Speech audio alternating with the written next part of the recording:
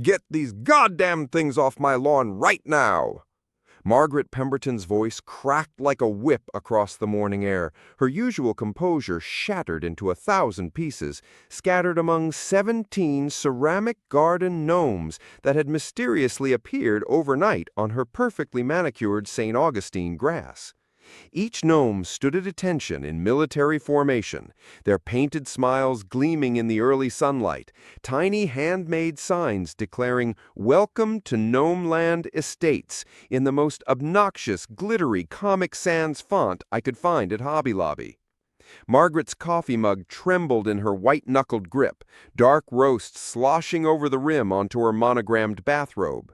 The woman who had terrorized our subdivision for 3 years with her clipboard of violations and her encyclopedic knowledge of HOA bylaws was having what could only be described as a complete and total meltdown.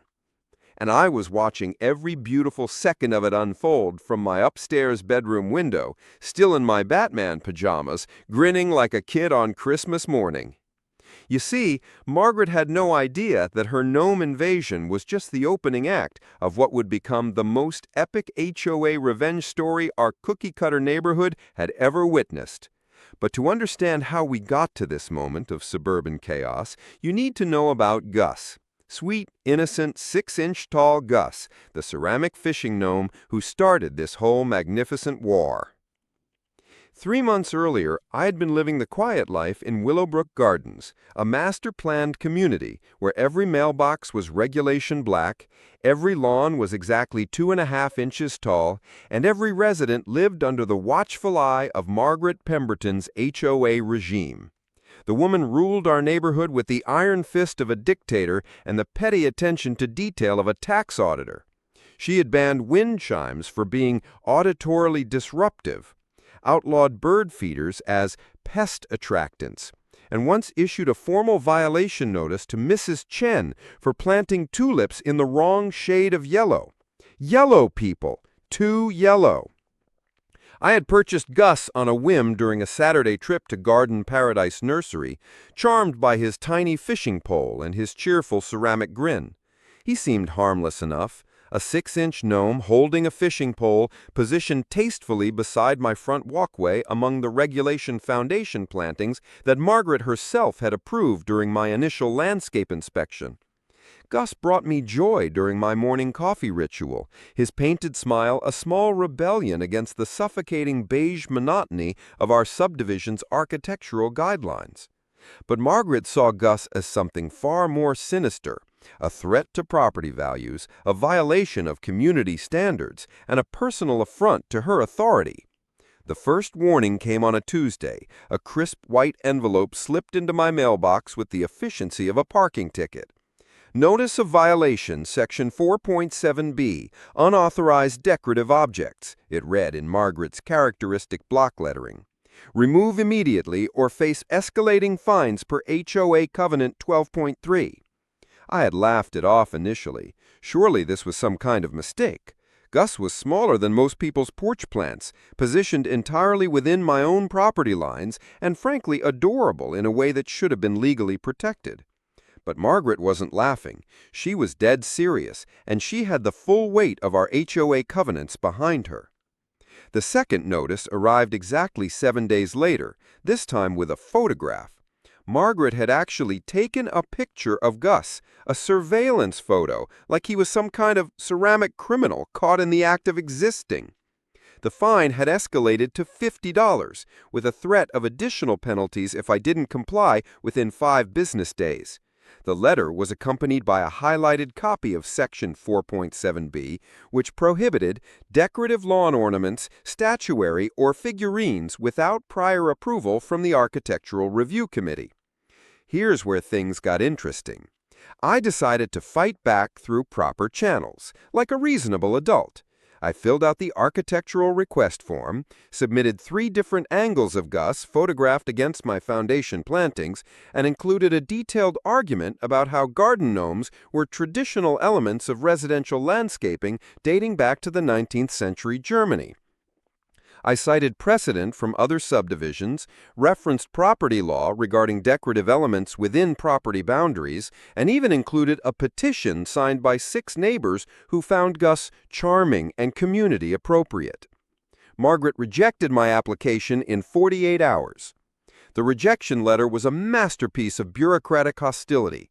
Not only did she deny my request, but she also issued an additional violation for failure to remove unauthorized decoration within the specified time frame and scheduled a formal hearing before the HOA board for the following Thursday at 7 p.m. in the community clubhouse. The fine had now escalated to $200, with daily penalties accruing until resolution. That's when I realized this wasn't really about Gus at all. This was about power, control, and Margaret's pathological need to micromanage every blade of grass, every flower bed, and every decorative choice in our subdivision. She saw Gus as a challenge to her authority, and she was prepared to go to war over 6 inches of painted ceramic. But Margaret had made one critical miscalculation. She assumed I would back down, pay the fine, and remove Gus like every other neighbor who had been steamrollered by her HOA machine.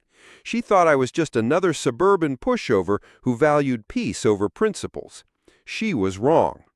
As I watched Margaret storm around her gnome-invaded lawn that Tuesday morning, screaming at ceramic figurines that couldn't hear her, I realized that sometimes the most powerful revenge comes in the smallest packages. Gus had just been the beginning. What Margaret was staring at now was the result of 3 months of careful planning, strategic alliance building, and the kind of suburban warfare that would make Sun Tzu proud. The question wasn't how 17 gnomes had appeared overnight on Margaret's lawn. The question was what she was going to do about it, and whether she was finally ready to discover just how far I was willing to take this fight. Because as I watched her march back toward her front door, probably to call the police, the HOA management company, and possibly the National Guard, I knew one thing for certain. This was just the opening move in a chess game she had no idea she was already losing. This flagrant disregard for community standards threatens the property values of every single homeowner in Willowbrook Gardens. Margaret's voice boomed through the community clubhouse as she clicked to slide number 4 of her PowerPoint presentation, revealing a blown-up photograph of Gus circled in angry red marker like evidence at a murder trial.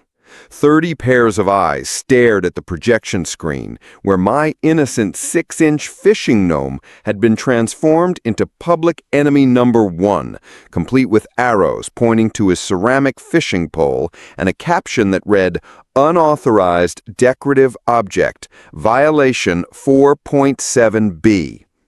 The fluorescent lights buzzed overhead like angry wasps, while Margaret stood at the front of the room in her navy blazer and pearls, wielding a laser pointer like a weapon of mass destruction. She had called this emergency session of the monthly HOA meeting specifically to make an example of me, and judging by the uncomfortable shifting in metal folding chairs around me, her intimidation tactics were working exactly as planned. But what Margaret didn't know was that her theatrical PowerPoint performance was about to backfire in the most spectacular way possible. You need to understand something about Willowbrook Gardens to appreciate the full scope of Margaret's reign of terror. Our subdivision wasn't just governed by HOA rules, it was suffocated by them. Every single aspect of residential life had been codified, regulated, and micromanaged into a beige nightmare of suburban compliance. The architectural guidelines ran 47 pages long and covered everything from approved mailbox heights to acceptable doormat dimensions. Margaret had memorized every word, every subsection, every penalty structure like a legal scholar preparing for the bar exam. She conducted what she called morning property inspections every Tuesday and Friday at precisely 7 a.m., stalking through the neighborhood with a clipboard and a measuring tape, documenting violations with the dedication of a crime scene photographer. Grass too tall? Violation. Newspaper left in the driveway past 8 a.m.? Violation. Garden hose visible from the street? Violation. She had turned our neighborhood into a panopticon where every resident lived in constant fear of the next citation appearing in their mailbox. 3 weeks earlier, I had received my fourth violation notice, and this time the fine had escalated to $500. $500 for a ceramic gnome that cost $12.99 at Garden Paradise Nursery. The letter arrived with Margaret's usual efficiency, typed on HOA letterhead and hand-delivered to ensure maximum psychological impact. Final notice of violation, unauthorized decorative object, it declared in bold letters that seemed to vibrate with indignation. Failure to comply within 5 business days will result in legal action and placement of lien against property. A lien! She was threatening to put a lien on my house over Gus. That's when I realized Margaret wasn't just enforcing rules. She was wielding them like weapons in a personal war against anything that deviated from her vision of suburban perfection. But if she wanted to escalate this fight to a public forum, complete with visual aids and dramatic presentations, then I was more than ready to give her an audience she wouldn't forget.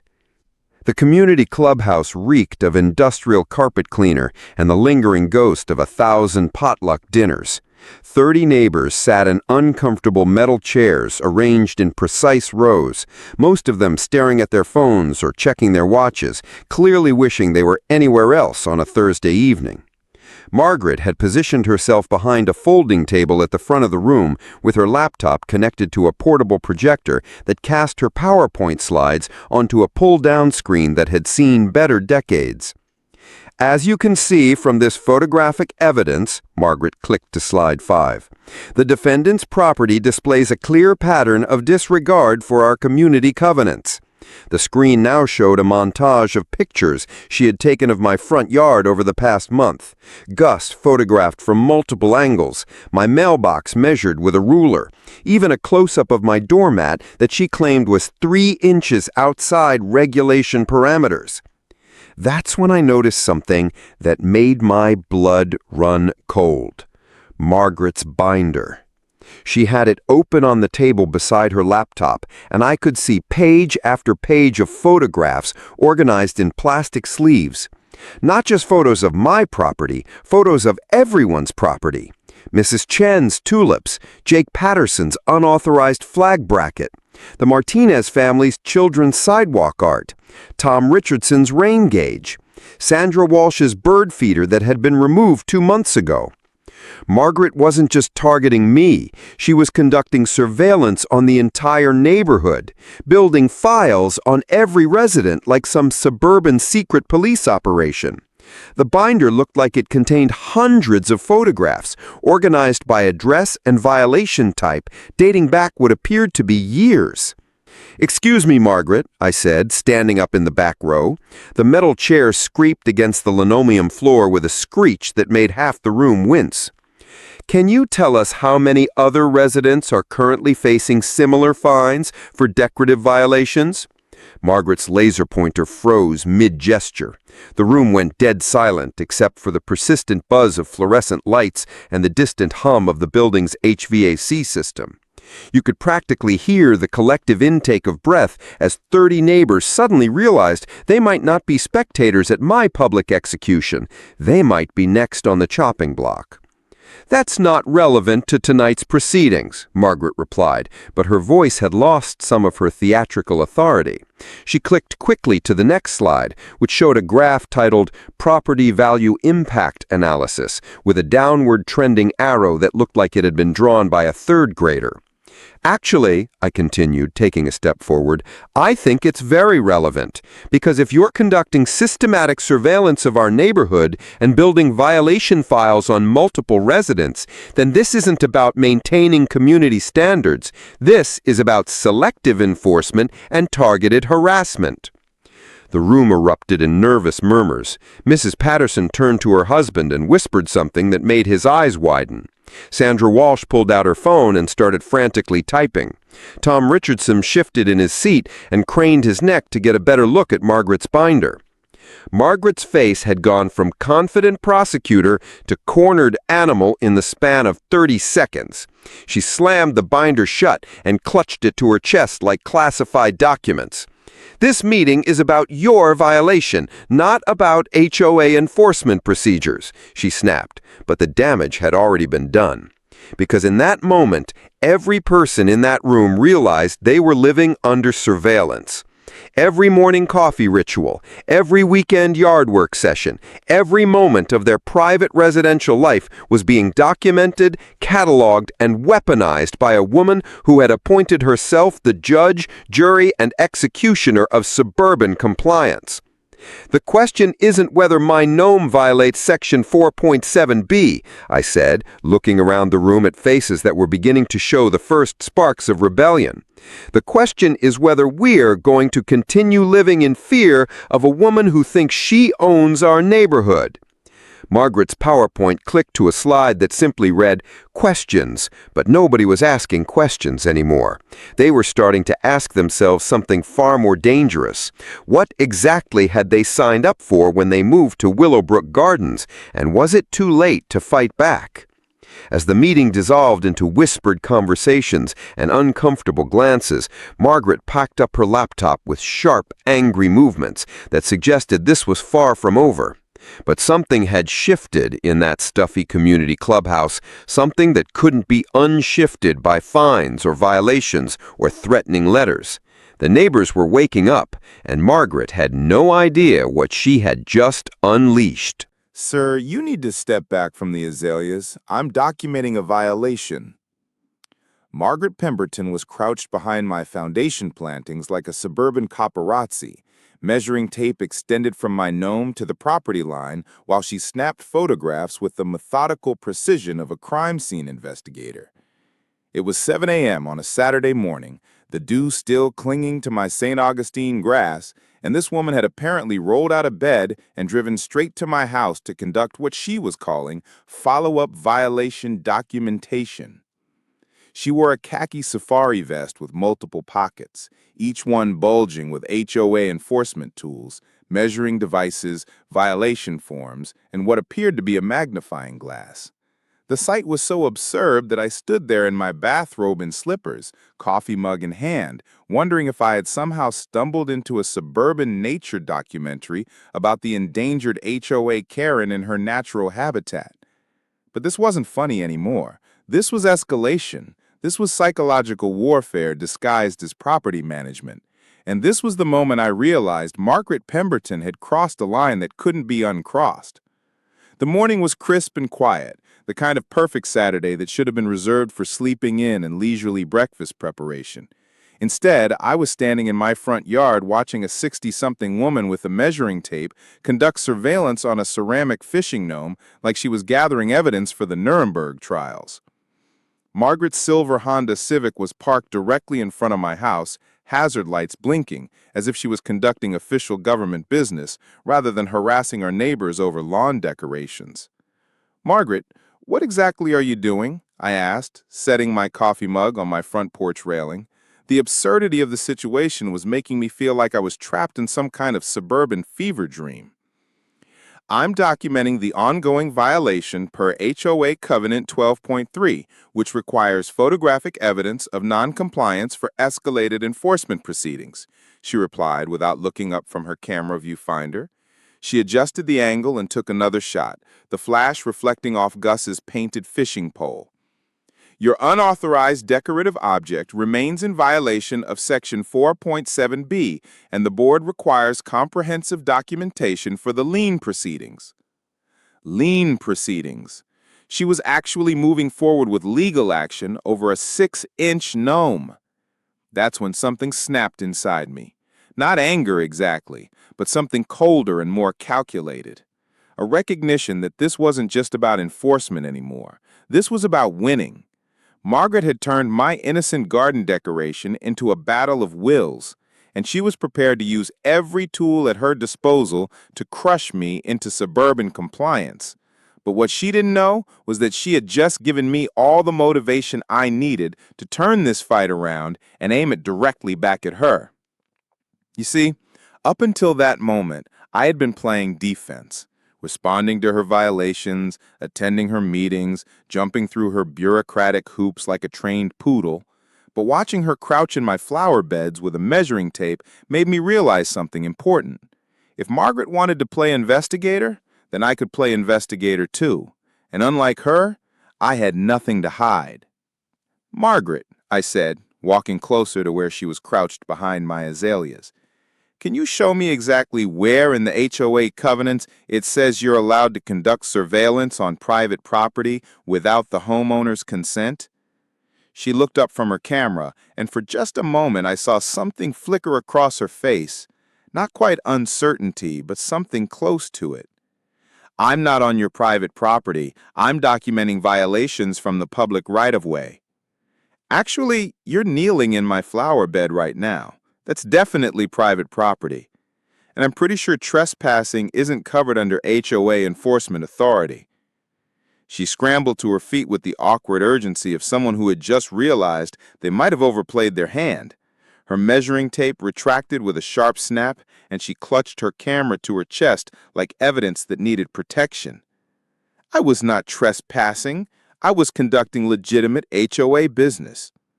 From behind my azaleas, with a measuring tape, at 7 a.m. on a Saturday morning. Tell me, Margaret, do you conduct this kind of legitimate HOA business at every house in the neighborhood, or just mine? That question hit something, and I could see it in the way her jaw tightened and her eyes narrowed, because we both knew the answer. Margaret wasn't conducting systematic enforcement. She was conducting a personal vendetta, and now I had it on video. She packed up her equipment with sharp, angry movements and stalked back to her Honda Civic without another word. But as she drove away, hazard lights still blinking like she was some kind of emergency responder, I realized that her Saturday morning surveillance mission had just handed me the most important piece of intelligence in this entire conflict. Margaret Pemberton was not the methodical, by-the-book enforcer she pretended to be. She was desperate, sloppy, and willing to bend the very rules she claimed to protect in order to win this fight. That afternoon, I did something I should have done weeks earlier. I started investigating Margaret with the same obsessive attention to detail that she had been applying to my front yard. If she wanted to play the role of suburban detective, then I was going to show her what real investigation looked like. I began with the county assessor's website, pulling up every property record for Margaret's address at 2847 Willowbrook Drive. Public records are a beautiful thing. They tell stories that people often forget they're sharing with the world. Margaret's property had been purchased in 2019 for $437,000, and according to the most recent assessment, she had made several significant improvements without the proper permits: a deck extension in 2021, a storage shed in 2022, and most interesting of all, a decorative garden border installed along her front property line that appeared to extend approximately 18 inches into the public right-of-way. But the real treasure trove wasn't in the county records. It was on Margaret's own Facebook page. You will not believe what people post on social media without thinking about the consequences. Margaret's profile was a masterclass in self-incrimination, filled with photos of her beautiful home improvements that she had apparently forgotten to run through the same architectural review committee that had rejected my garden gnome application. There were pictures of her unauthorized deck extension, her unpermitted storage shed, and most damning of all, a series of posts about her charming garden border that she had installed right up to the street for maximum curb appeal. Maximum curb appeal that happened to violate municipal easement requirements and HOA setback regulations. I screenshotted everything, every photo, every caption, every proud post about improvements that violated the very same covenants she was using to terrorize the rest of us. Margaret had created a digital paper trail of her own violations, complete with timestamps and GPS coordinates embedded in the image metadata. But the most interesting discovery wasn't about violations. It was about Margaret's motivation. Buried in her Facebook posts from 2020 was a series of complaints about declining property values in Willowbrook Gardens, fears about undesirable elements moving into the neighborhood, and increasingly paranoid rants about homeowners who didn't maintain community standards. Margaret wasn't enforcing rules for the sake of order. She was trying to control an environment that she felt was slipping away from her, and she had appointed herself the guardian of suburban purity. As I sat at my kitchen table that evening, surrounded by printed screenshots and county records, I realized that Margaret's war against my garden gnome wasn't really about Gus at all. It was about fear, control, and a desperate need to impose order on a world that refused to conform to her vision of suburban perfection. She had weaponized the HOA covenants to fight a battle against change itself, and anyone who deviated from her narrow definition of acceptable had become an enemy in her personal crusade. But Margaret had made one critical error in her surveillance mission that morning. She had shown me exactly how far she was willing to go to win this fight. And in doing so, she had given me permission to take the gloves off. The question was no longer whether I could defend my right to keep a garden gnome. The question was whether Margaret was ready to have her own violations exposed with the same ruthless efficiency she had been applying to everyone else's. Because if she wanted to play the role of neighborhood prosecutor, then she was about to discover what it felt like to be the defendant. I have 43 garden gnomes in my trunk right now, and I'm about to use every single one of them. The words hung in the air of Jake Patterson's garage like a declaration of suburban war, and judging by the expressions on the faces of my 5 fellow conspirators, they were either going to call the police or ask where they could buy their own ceramic army. The smell of motor oil and old grass clippings mixed with the nervous energy of neighbors who'd finally reached their breaking point with Margaret Pemberton's reign of HOA terror. We were sitting in folding lawn chairs, arranged in a circle like some kind of suburban AA meeting, except instead of admitting our powerlessness over alcohol, we were admitting our powerlessness over a woman who measured mailbox heights with a ruler and issued violation notices for doormat color infractions. But that was before Jake's text changed everything.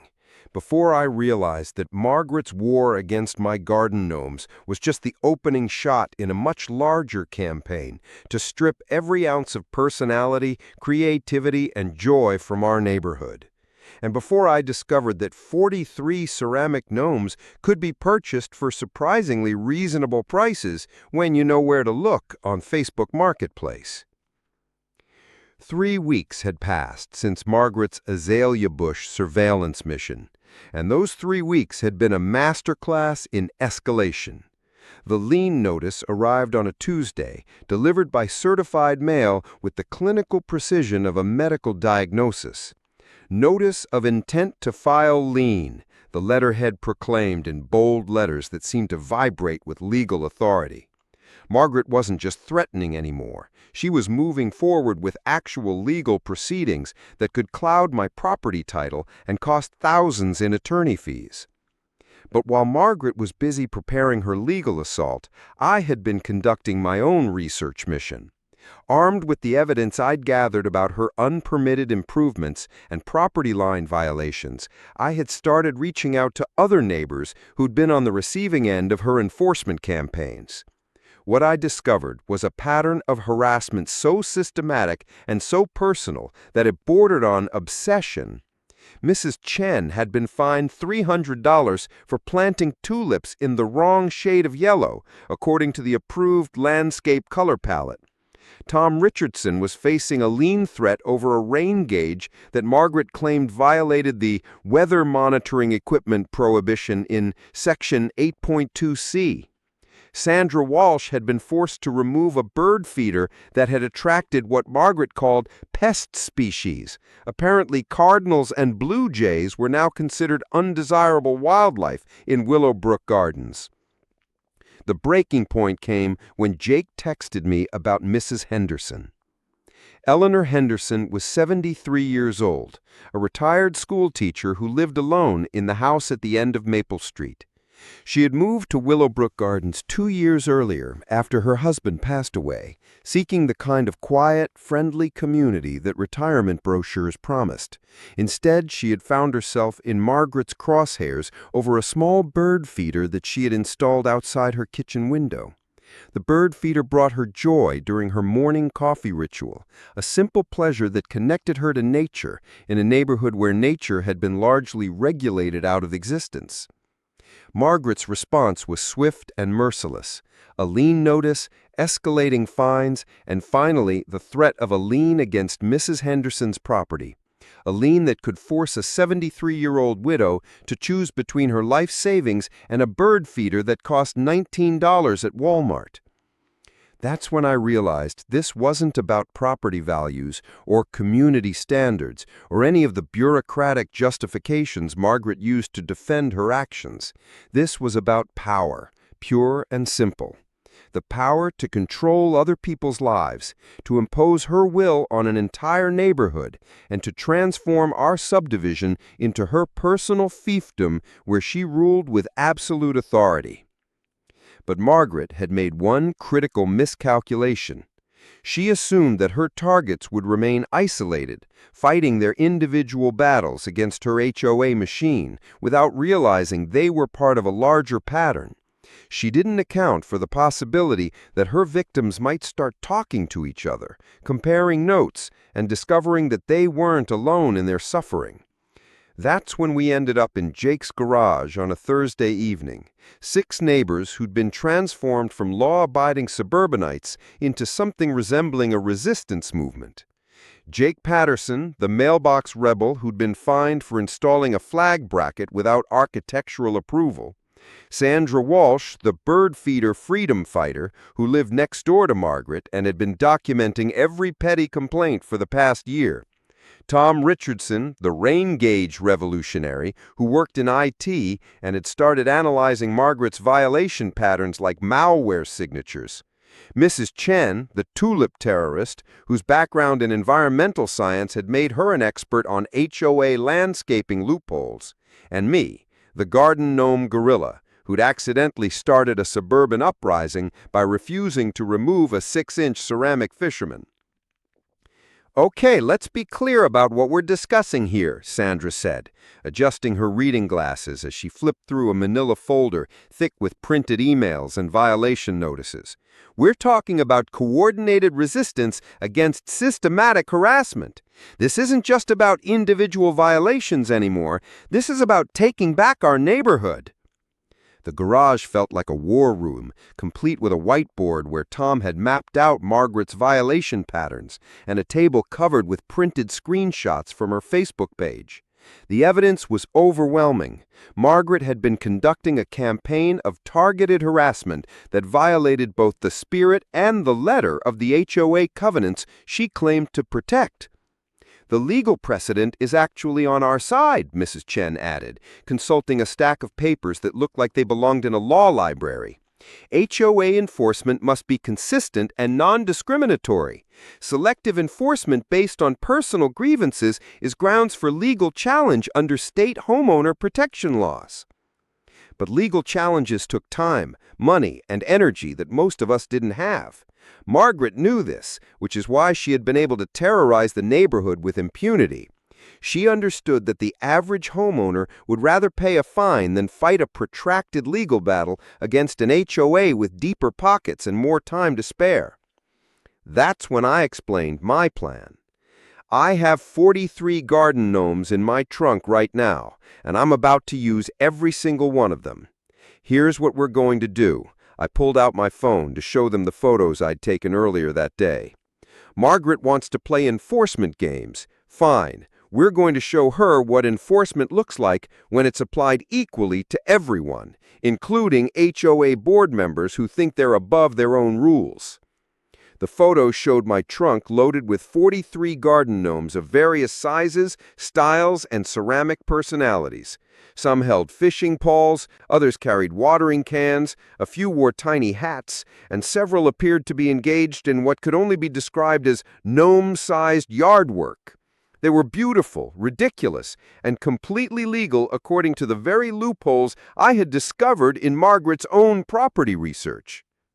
"You want to start a gnome war?" Jake asked, but his eyes were lighting up with the kind of mischievous excitement that suggested he was already planning his own ceramic acquisitions. "I want to start a revolution," I replied. "Margaret has been using selective enforcement to terrorize this neighborhood, but she can't selectively enforce rules that everyone is following simultaneously. If every house in Willowbrook Gardens suddenly has garden decorations that comply with the technical requirements of Section 4.7b, what's she going to do? Fine the entire neighborhood?" The silence that followed was the sound of 6 suburban minds calculating the beautiful chaos that could unfold if we coordinated our resistance efforts. Margaret had built her power on isolation, on making each homeowner feel like they were fighting alone against an overwhelming bureaucratic machine. But what if we weren't alone? What if her enforcement machine suddenly found itself not facing one garden gnome, but dozens of them, strategically placed and legally defensible? "The question isn't whether this will work," Sandra said quietly, and I could see the wheels turning behind her glasses. "The question is whether we're ready to find out just how far Margaret will go when she realizes that she's lost control of her little kingdom." That was exactly the question that would define everything that happened next. Because we were about to discover that Margaret Pemberton wasn't just a petty HOA tyrant. She was a woman who had built her entire identity around controlling other people's lives, and she was prepared to war to protect that control. The only question was whether we were ready for the war she was about to bring to our doorsteps. "We're going to hit every board member's house simultaneously at exactly midnight on Saturday." The words echoed through Betty Morrison's garage like a battle plan being delivered to a team of suburban commandos, and judging by the intense nodding around our makeshift war table, we had officially crossed the line from disgruntled neighbors into full-scale resistance operatives. The smell of old motor oil and cardboard boxes filled the air, while 7 conspirators huddled around a hand-drawn map of Willowbrook Gardens that looked like it belonged in a Pentagon briefing room. We had measuring tapes, violation forms, printed copies of HOA bylaws, and enough garden gnomes to stock a small nursery. What we were planning wasn't just revenge, it was a coordinated suburban insurgency that would either liberate our neighborhood or get us all banned from ever living in an HOA community again. But you need to understand how we got to this point. Because what started as my lonely battle against Margaret Pemberton had transformed into something much larger and infinitely more dangerous. The Thursday night meetings in Betty's garage had become the stuff of neighborhood legend, whispered about in grocery store checkout lines and discussed in coded text messages between residents who were afraid their phones might be monitored by Margaret's surveillance network. Betty Morrison was our unexpected ally. A 70-year-old former military logistics coordinator who had moved to Willowbrook Gardens for the quiet retirement life and instead found herself living under what she called the most incompetent dictatorship this side of a banana republic. Margaret had made the mistake of citing Betty for displaying an American flag without proper architectural approval, apparently unaware that Betty had spent 30 years managing supply chains for overseas military operations and knew more about regulations, procedures, and bureaucratic warfare than Margaret could learn in a lifetime. "Ladies and gentlemen," Betty announced, unrolling a detailed schematic of the neighborhood that she had apparently drawn with military precision, "we are dealing with an enemy who has weaponized bureaucracy against law-abiding citizens. The time for defensive operations has ended. We are now moving to coordinated offensive action." Our resistance network had grown to include some surprising allies. Sandra Walsh, Margaret's next-door neighbor, had become our most valuable intelligence asset. For 3 years, she had been secretly documenting every violation notice, every threatening letter, and every property surveillance mission that Margaret conducted from her front window command post. Sandra's evidence files read like a dossier on a suburban dictator. Photos of Margaret measuring grass height with a ruler, recordings of her screaming at children for drawing chalk art on sidewalks, and a timeline of harassment campaigns that stretched back to the day she was elected HOA president. Margaret issued 47 violation notices last month alone, Sandra reported, consulting a spreadsheet that would have impressed a federal prosecutor. That's more than the previous 6 months combined. She's escalating her enforcement because she knows people are starting to push back. Tom Richardson, our resident IT expert, had been analyzing Margaret's patterns with the methodical precision of someone hunting malware. She conducts property inspections every Tuesday and Friday at exactly 7 a.m. He pointed to a chart that tracked her movements like flight patterns. She spends an average of 12 minutes per house, photographs everything from 3 different angles, and maintains digital files organized by address and violation type. Mrs. Chen had become our legal research specialist, spending hours in the county law library researching HOA statutes, property rights, and homeowner protection laws. The beautiful thing about Margaret's reign of terror, she said with the satisfied tone of someone who had found a smoking gun, is that she's created a documented pattern of selective enforcement that violates state fair housing laws. Every violation notice, every threatening letter, and every arbitrary fine is evidence that we can use against her. But Jake Gutterson had perhaps the most important role in our operation. He was our procurement specialist. I've been monitoring Facebook Marketplace, Craigslist, and every garage sale in a 20-mile radius, he announced proudly. We now have access to 137 garden gnomes of various sizes, plus decorative lawn optiments that technically comply with Section 4.7b while being absolutely ridiculous. The plan that emerged from our Thursday night sessions was beautiful in its simplicity and terrifying in its scope. We called it Operation Gnome Storm, and it was designed to overwhelm Margaret's enforcement capabilities while exposing the arbitrary nature of her rulemaking. If she wanted to wage war against decorative lawn ornaments, then we were going to give her a war she would never forget. Phase 1 involved simultaneous deployment of garden decorations at every house belonging to HOA board members. Not violations, technically compliant installations that pushed the boundaries of Section 4.7b while remaining legally defensible. Phase 2 would expand to Margaret's personal allies and supporters, creating a wave of compliance that would force her to either approve dozens of decorative installations or reveal her enforcement as arbitrary and discriminatory. The genius of this plan, Betty explained, using a laser pointer like she was briefing Pentagon officials, is that Margaret can't selectively enforce rules that everyone is following simultaneously. She built her power on isolation and intimidation, but if 40 houses suddenly have garden decorations overnight, what's she going to do? Issue violation notices to half the neighborhood? That's exactly what we were betting she would do. Because Margaret's psychology wasn't really about maintaining community standards, it was about control. And when people like Margaret feel their control slipping away, they tend to double down with increasingly desperate and irrational responses. Sandra raised her hand like we were in some kind of suburban school board meeting. "There's something else you all need to know," she said, and the garage went quiet, except for the distant hum of Betty's deep freezer. Margaret's been calling the county code enforcement office on properties that don't even violate county regulations. She's been trying to get external authorities involved in her HOA disputes. The silence that followed was the sound of 7 neighbors realizing that Margaret's war against our subdivision had expanded beyond the boundaries of HOA authority. She was bringing in outside enforcement agencies, trying to weaponize municipal government against residents who dared to challenge her authority. "That changes everything," Tom said quietly. "If she's involving county enforcement, then this isn't just about HOA violations anymore. She's trying to use government power to settle personal grievances." Mrs. Chen nodded grimly. "Which is exactly the kind of abusive process that state homeowner protection laws are designed to prevent. But we need documentation, evidence of coordinated harassment using multiple enforcement mechanisms."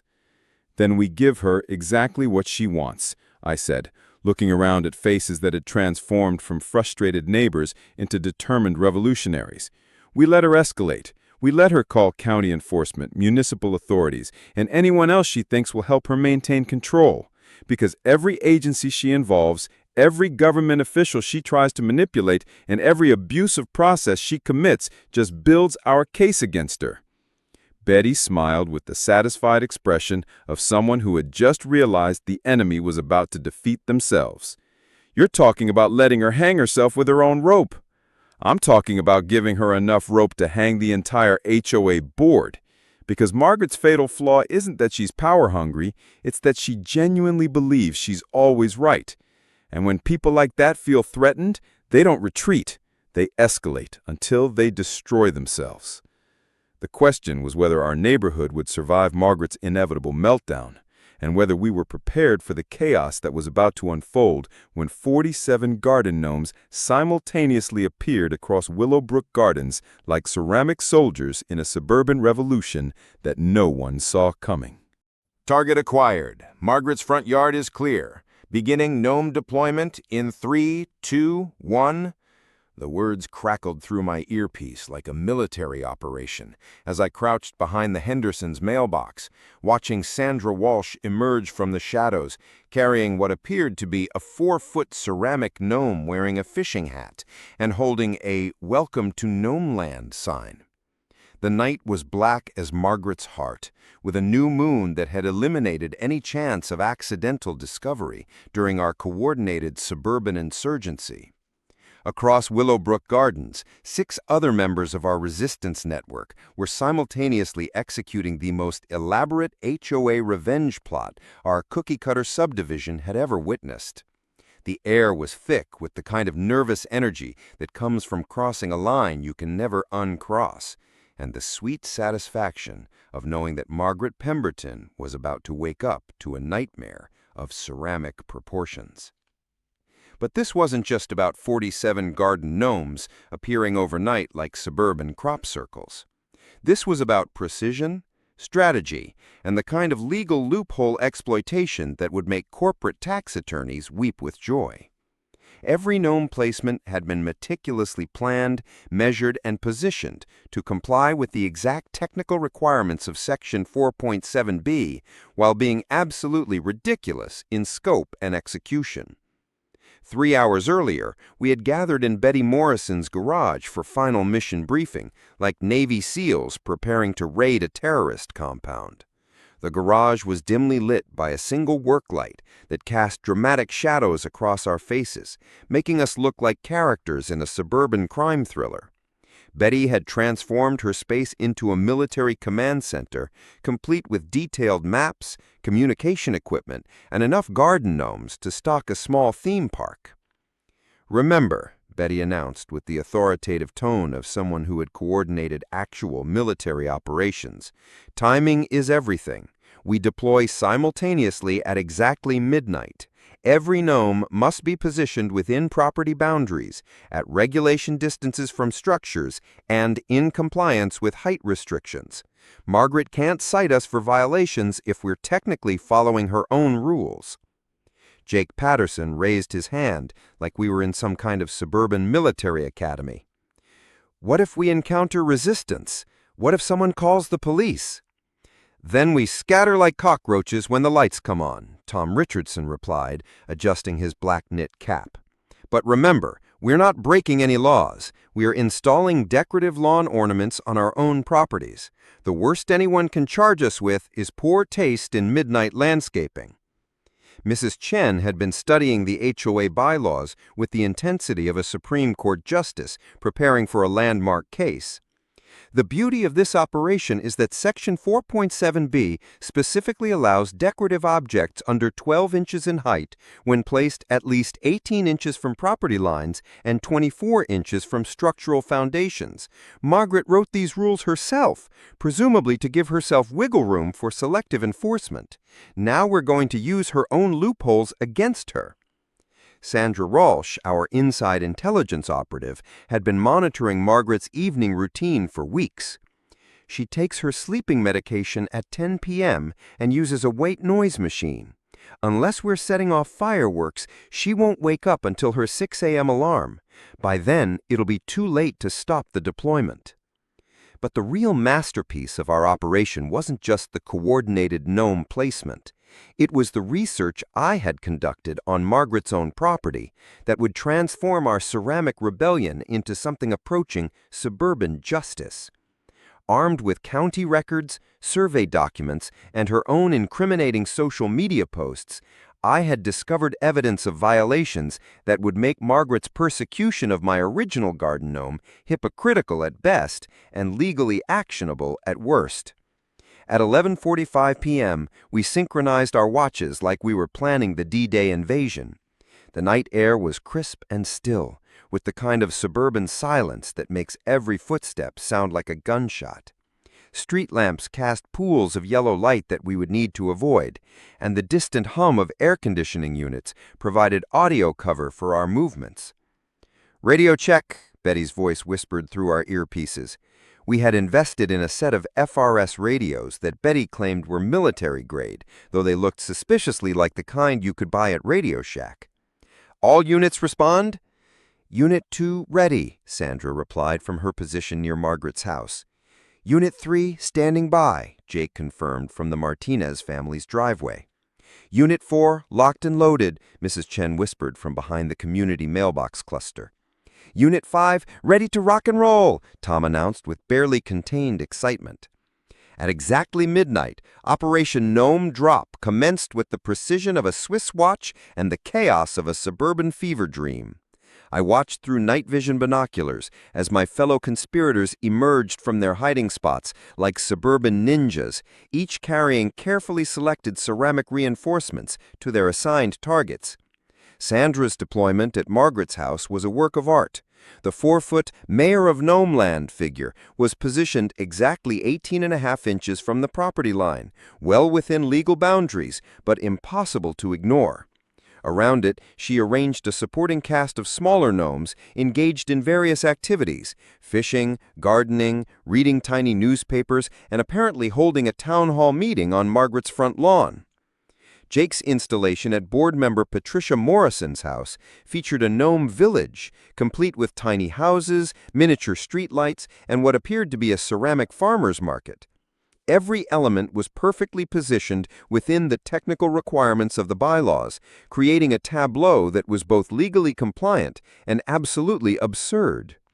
Mrs. Chen's contribution, perhaps, was the most sophisticated: a series of educational gnomes arranged to demonstrate proper lawn care techniques, complete with measuring tapes and signs explaining the HOA requirements for grass height, edge trimming, and seasonal maintenance. It was simultaneously informative and deeply sarcastic. Tom's deployment focused on board member Richard Steinberg's corner property, where he installed what could only be described as a gnome military parade, complete with a ceramic reviewing stand and tiny flags. The entire installation celebrated HOA Enforcement Appreciation Week, according to the hand-painted signs.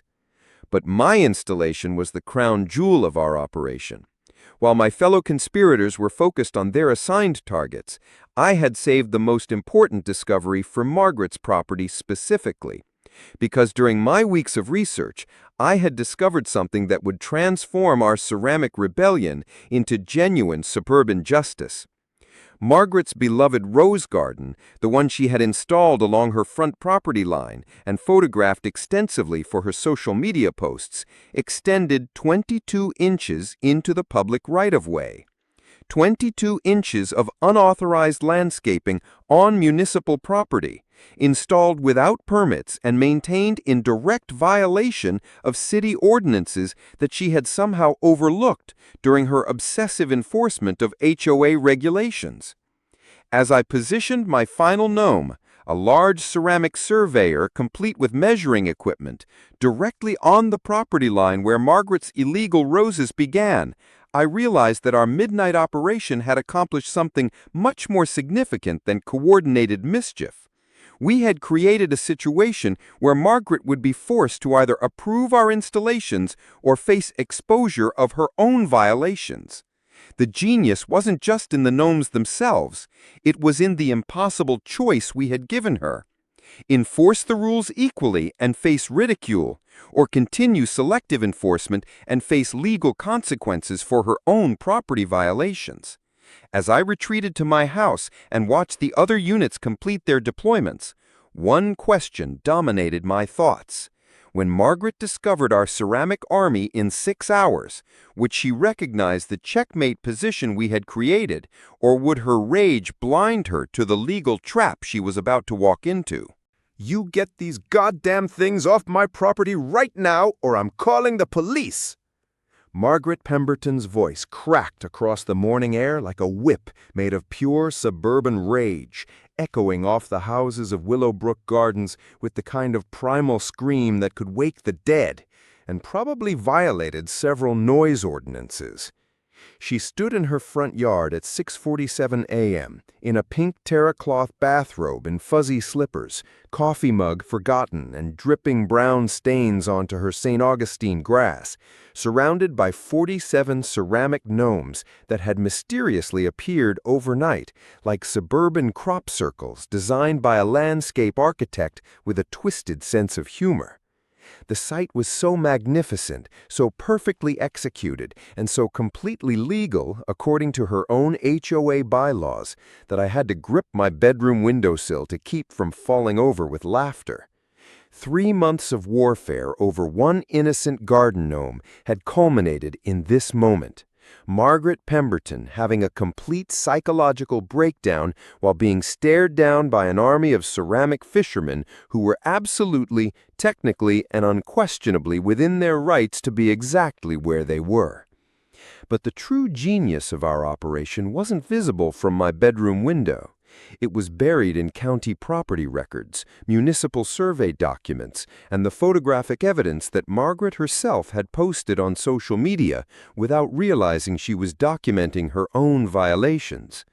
Because the 4-foot Mayor Margaret gnome that Sandra had positioned directly in front of Margaret's prize rose garden wasn't just legally placed, it was standing on public property that Margaret had been illegally occupying for 3 years. The morning sun cast long shadows across our subdivision as neighbors began emerging from their houses to witness what would later be described as the Great Gnome Uprising of Willowbrook Gardens.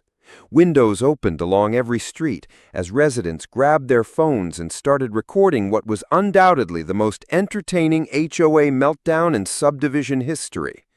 Margaret's reign of terror had been built on isolation and intimidation, but now she was surrounded by witnesses who'd been waiting years for this exact moment. Jake Patterson appeared first, walking his dog with the studied nonchalance of someone who definitely hadn't spent the previous evening installing ceramic insurgents across the neighborhood. "Morning, Margaret," he called cheerfully, as if discovering 47 garden gnomes was the most normal thing in the world. "Beautiful day, isn't it?" Margaret whirled around like a woman possessed, her bathrobe flapping in the morning breeze. "Did you do this? Did you put these things here?" Her voice had reached a pitch that could probably shatter windows, and her face had turned a shade of red that matched her roses. "Do what?" Jake replied with Oscar-worthy innocence. "Install decorative lawn ornaments in compliance with HOA Section 4.7b? I would never dream of violating community standards." That's when Mrs. Chen appeared, apparently out for her morning walk with a measuring tape and a copy of the HOA bylaws. "Oh my," she said, examining the gnome village with the professional interest of someone conducting a property inspection. "These installations appear to meet all regulatory requirements. 18 inches from property lines, under 12 inches in height for the standard units, and the larger pieces are classified as seasonal decorations under subsection 4.7c. Margaret's meltdown escalated to biblical proportions. "I don't care what the bylaws say. I want these things gone. This is harassment. This is vandalism. This is—" She paused, searching for words that could capture the magnitude of her outrage. "This is war." "Actually," said a voice from behind her, "this is justice." Margaret spun around to find Tom Richardson standing at the edge of her property line, holding a tablet and wearing the satisfied expression of someone who'd been waiting months for this conversation. "Would you like to know what I discovered about your rose garden, Margaret?" The color drained from Margaret's face like someone had pulled a plug. For the first time since I had known her, Margaret Pemberton looked genuinely afraid. Because Tom was holding county survey documents, municipal property records, and photographic evidence that would transform her from prosecutor to defendant in the span of a single conversation. "Your beautiful roses," Tom continued, with methodical precision of someone delivering a closing argument. "The ones you've been so proud of, the ones featured in dozens of your Facebook posts about maintaining property values. They're planted 22 inches into the municipal right-of-way.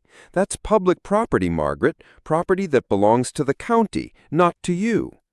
Margaret's mouth opened and closed like a fish gasping for air. Around us, neighbors were gathering in increasing numbers, phones raised and recording every moment of what was rapidly becoming the most spectacular HOA meltdown in subdivision history.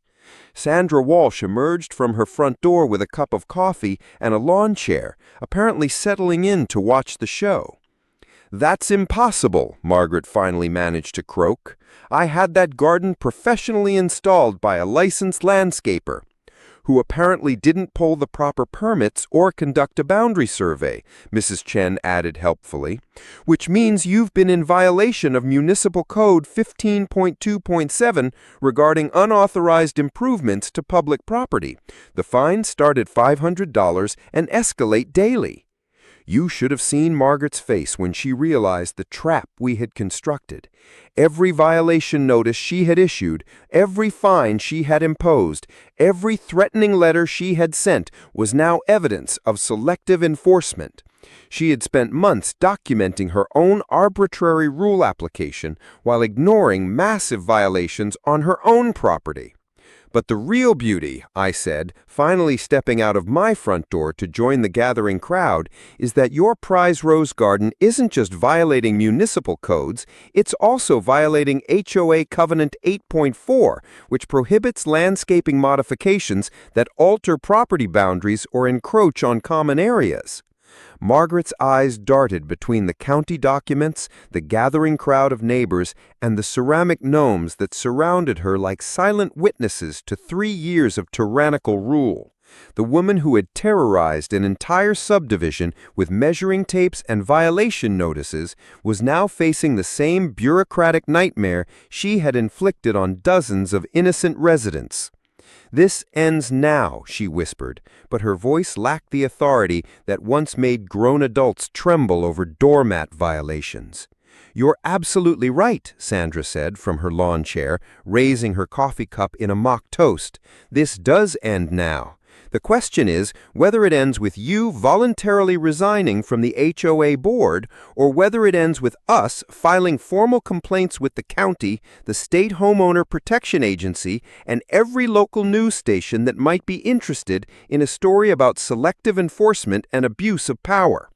Margaret stood there in her pink bathrobe, surrounded by evidence of her own hypocrisy and faced with the choice between dignified retreat or complete destruction. The ceramic gnomes stared at her with painted smiles that seemed to say, "We told you this was coming," while 47 homeowners realized they were witnessing the end of an era of suburban oppression. But as I watched Margaret's face cycle through rage, disbelief, and what might have been the first glimmer of understanding, one question remained unanswered. Would she accept defeat gracefully, or was she preparing to burn down the entire HOA rather than admit she had been wrong about everything?